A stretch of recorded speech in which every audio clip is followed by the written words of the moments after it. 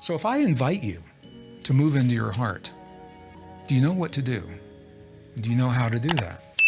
Now, I've had people look at me and they say, well, Greg, that's silly. Of course I know how to move into my heart.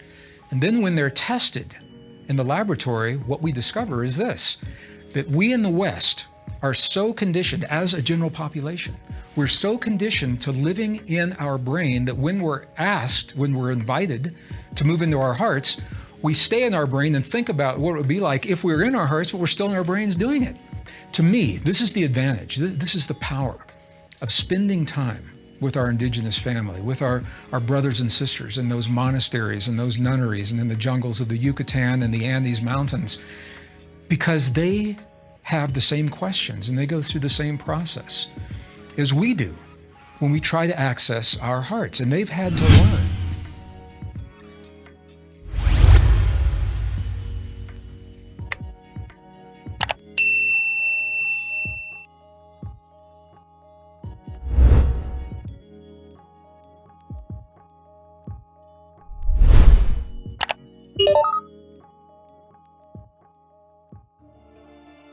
And while we can glean from texts and books, there's nothing like sitting with a shaman or a monk or a nun in their monastery, in their land, in their place, their sacred place, and looking them right in the eye and asking them, how do you do this?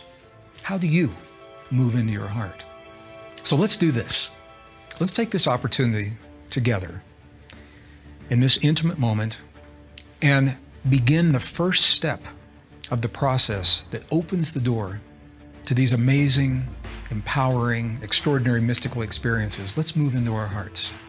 So I'm going to invite you first to simply close your eyes so that you are shifting your awareness from the outer world into your inner world. And this sends a very powerful signal to your body. This is the first step. A very powerful signal that you are now turning your awareness, focusing inward. And I'm going to invite you to shift that focus from your mind into your heart.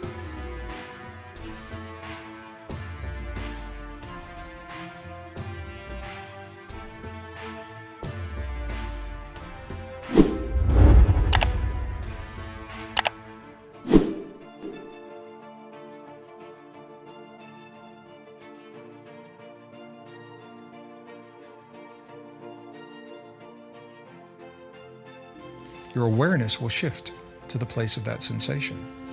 So when you touch your heart center, your sternum, right here, your awareness is going right there to your heart.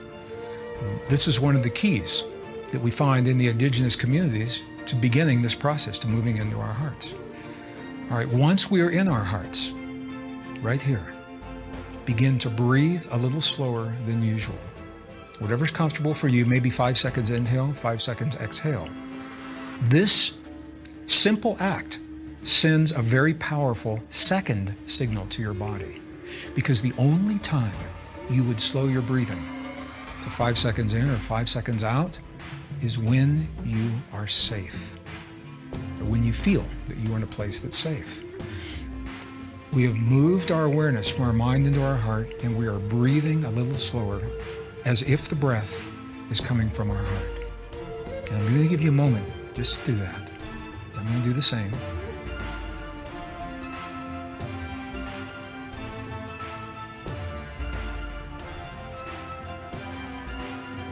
I'm going to invite you to ask your heart a question, any question, something that you've always wanted to know, and every time you ask another person, they give you a different answer, so you don't know which is right and which is wrong, and you feel like you're pulled in a million different directions. So you have this opportunity now. Your heart knows. So here you are, in your heart right now, accessing 40,000 sensory neurites that think, feel, and remember independently of those in the brain. Ask your heart a question.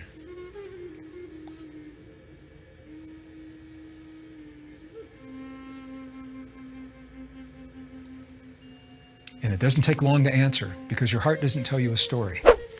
The heart answers in brief, concise statements that have no judgment and no fear and are meaningful to you. Sejam muito bem-vindos. Meu nome é Marlon Ferreira e este é o canal Vida do Reino. Eu sou embaixador e ministrador.